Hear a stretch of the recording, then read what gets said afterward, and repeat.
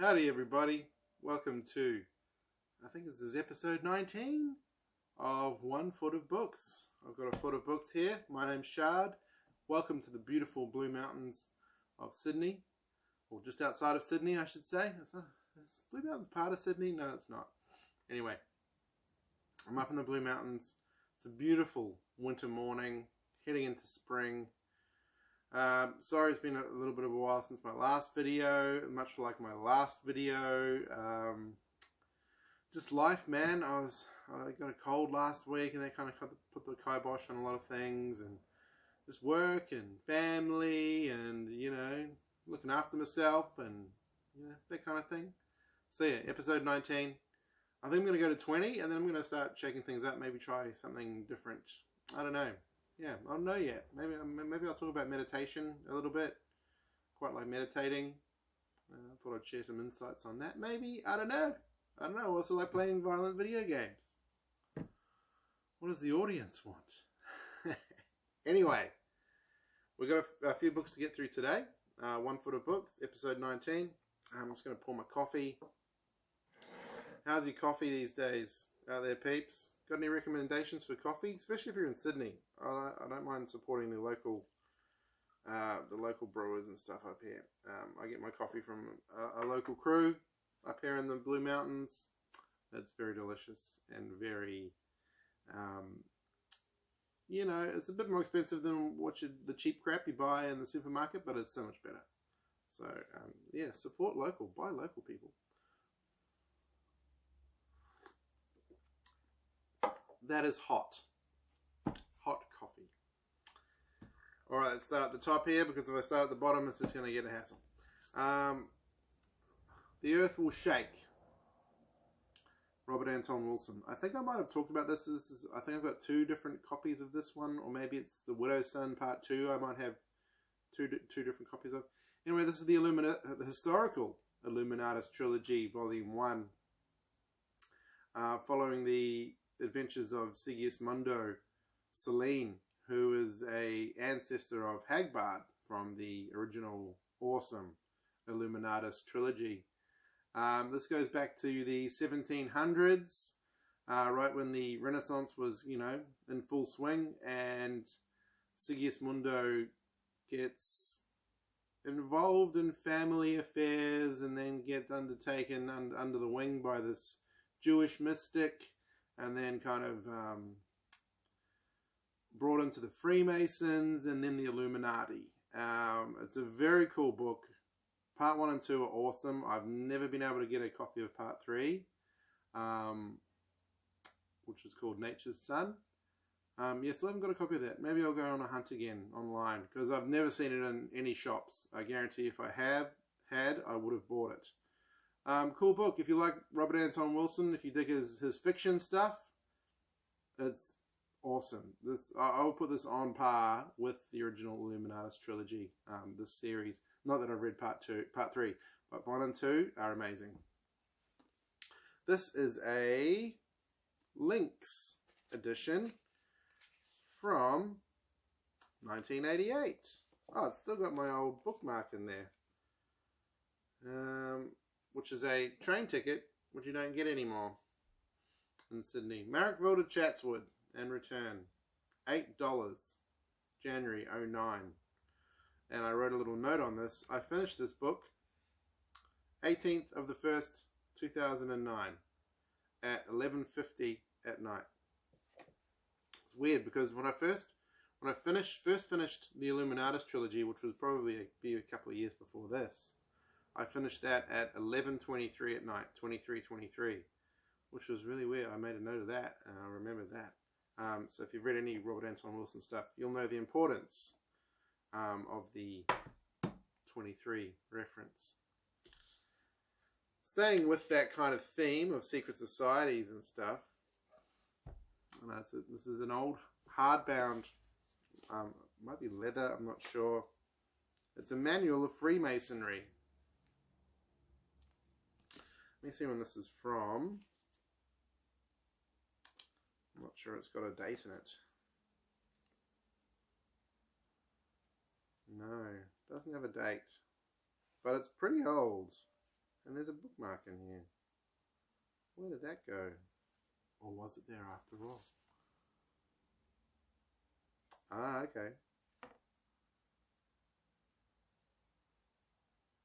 This is a little, I don't know, it's pages. This is a little 4-page thing about the vest pocket edition and 4 separate parts of the Scottish Freemasons 20th Century Book of Instruction. That's a little ad for it. Contained in one handy volume for the pocket. Yes. For the discerning gentlemen of Freemasonry. Yeah, so this manual of Freemasonry, I think I've dipped into it here and there. It's very manually. Yeah, part 1 containing the first 3 degrees, part 2 containing the Royal Arch and Knights Temple. I think this is part 2. Is it? There's no contents. Is there contents? Where's contents? Come on. Introduction. No. There might be a contents page in here. Manual of Freemasonry. Don't know when it's from. An ex of mine got that for me. I don't know where she found that. It's very old and battered. Wonder how many rights it's been used in. The making of Joel and Ethan Coen's Big Lebowski. This is a Faber one. Got this from my friend's bookshop. Anyone who knows me knows that I love my Big Lebowski movie. I first saw that when it first came out. I saw it in a little art house cinema in Auckland in New Zealand, and I was about 20. And the movie bombed and kind of disappeared for a little. Well, it didn't really disappear. It bombed. It didn't make any money. It wasn't a popular movie to start with. But I knew when I watched it at that tiny little movie theater that I'd seen something really special, and it made me chuckle and laugh heartily, and I've loved it ever since, and I still watch it on occasion. This is a 1998 copy of this. I haven't read it, but it's got heaps of cool stuff. It's got storyboards and interviews and storyboards and all that kind of cool stuff in it. Yeah, gotta love the Big Lebowski. What's your favorite Coen Brothers movie? I've got a few. I like the Big Lebowski. I like the comedy stuff. Raising Arizona, one of the best comedy movies ever made. Fargo, that gets funnier every time I watch it. Have you found that with Fargo? You watch it and you're just like, what? The first time is just like, wow, that was pretty crazy. And you watch it again and you're like, that's pretty funny. And like, I've seen it probably like 5 or 6 or 7 times now, and I'm just like, man, that movie is hilarious. Hilarious. I've still got sticky stuff on the coffee table. The joys of child ownership. It's sticky stuff. Just random sticky spots. I don't know what from food, most likely. This is a late 70s edition, I believe. Yeah, 1987 edition of the I Ching, Book of Changes. Who wrote this one? The Richard Wilhelm translation, forward by Carl Jung. I haven't read it. I've dipped in and out of the I Ching a while ago, a long time ago now. I picked this up at a garage sale a few weeks ago though, because I don't think I've got a copy of the I Ching. And I saw this and I was like, that's kind of tidy. And it had a price in it, $10, and I was like, $10? And the lady was like, no, that's for when I had a stall, like $1. And so I was just, oh, sweet. Got a copy of the I Ching. And a nice little tidy copy of it too. Quite like that one. Here's a couple of books I've finished recently after recommendations on good sci-fi from another YouTube channel. A Fire Upon the Deep by Vernor Vinge. Really good book. kind of like, I don't know, I found it hard to get through the second half. Not that it was boring, but because it just went, I don't know, it just seemed, it was meant to be fast paced, but it kind of took its time, and I was just like, Sorry, excuse me, I'm still recovering from that cold. Charming. Breakfast. Good book, full of awesome ideas about time dilation and how, like, the further out from you go from the center of the Milky Way, time works differently, and you come across beings that were once, like, you know, biological life forms, but then they've evolved and moved up into, like, god tier kind of being, and then beyond that maybe as well, cloud beings. Yeah, really cool books from the early 90s. So a bunch of humans find an old vault left over from millions of billions of years ago, and they unlock something in it, and it releases like a diabolical entity that runs around killing all the big godlike creatures, and then kind of goes a race against time against these humans trying to get to this world populated by this really cool race of beings called the Tines, who are like little fox/cat/dog hive minds, and they run around in like packs of 4 to 6 or more kind of thing, but they're one mind. That's really cool. Yeah, I'd recommend that if you're a sci-fi fan, for sure. Not so much hard sci-fi as like Neil Stephenson's type, but still pretty good. Really good book. I'd recommend that. Another one I finished the other night, Arkady and Boris Strugatsky, Roadside Picnic. It's a classic of the old Russian sci-fi. It's quite small. You can read it in a week. If you haven't read it, I would highly recommend you did. It's a couple of 100 pages. That movie, the Tarkovsky movie Stalker, was based on that. I've never seen Stalker. Sorry, excuse me. I haven't seen Stalker. I will watch it when it's... Because I always wanted to read the book first. And I never read the book. I got a copy. I read the book. And then I was like getting on the streamers because I'd seen it on Netflix or something, and then it was off. And I was like, damn it!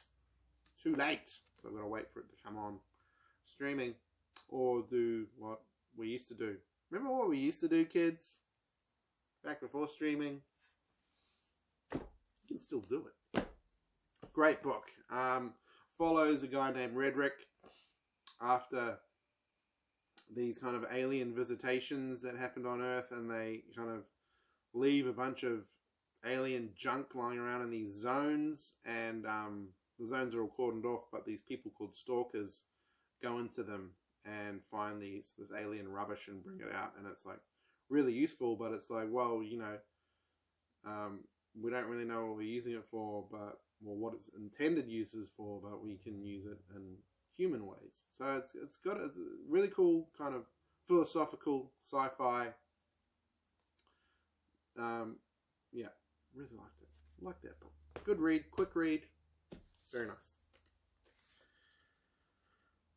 Trauma manual. I don't know if I've gone over this before. Maybe. This is from the Salvos. It's a trauma manual, which basically outlines a whole heap of traumas that the body can go under and what you're meant to do about them. So like broken legs and shock,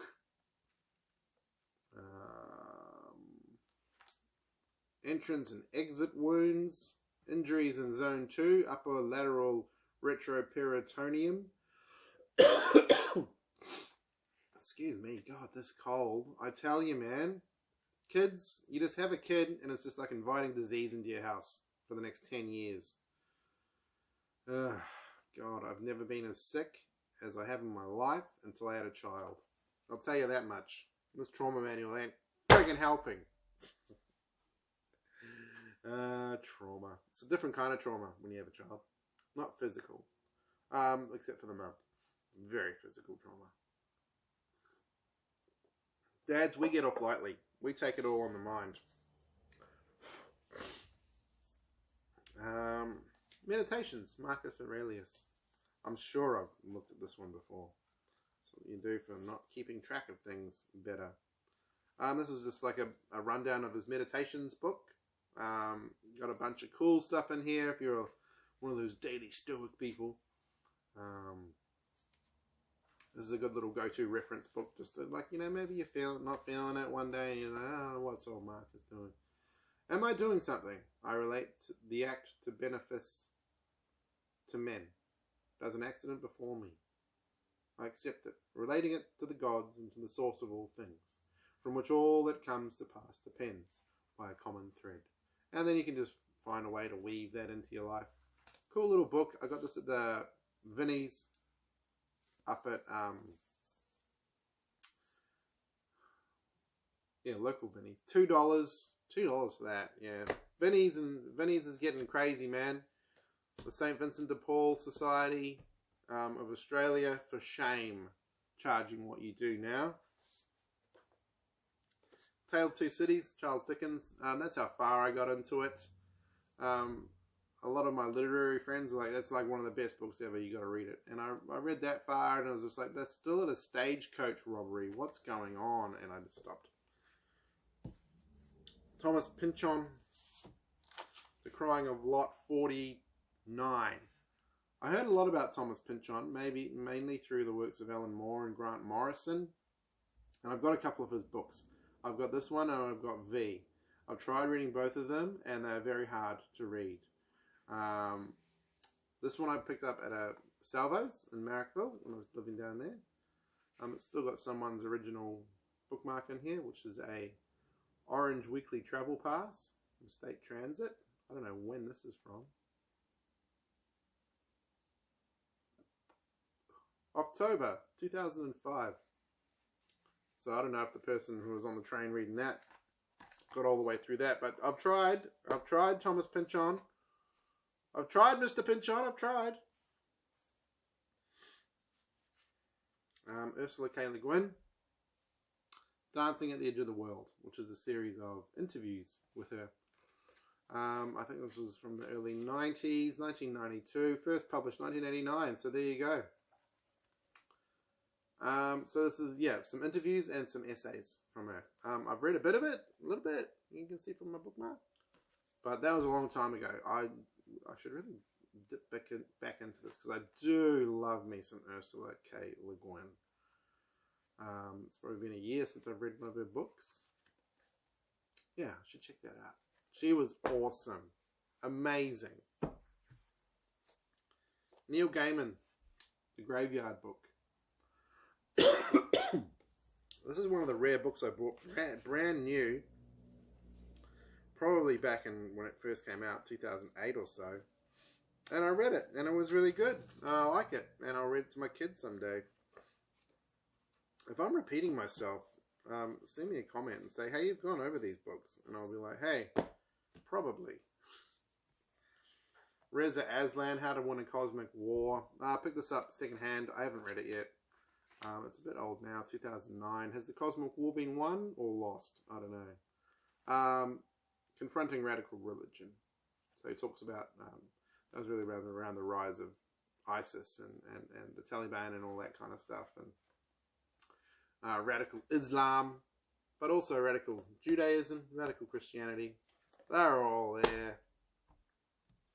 And the last one today, one of my favorite books of all time, Christopher S. Hyatt, Undoing Yourself with Energized Meditation, from New Falcon Publishing. If you've got any other New Falcon Publishing stuff, you kind of know what this is going to be. Well, no, you're not really, but you know, if you're familiar with the works that come out from New Falcon Publishing, you know to a certain extent what you're going to get. This is a really cool book about kind of like positive nihilism. There's a lot of that going through it. So using nihilism as like a superpower, if that's possible.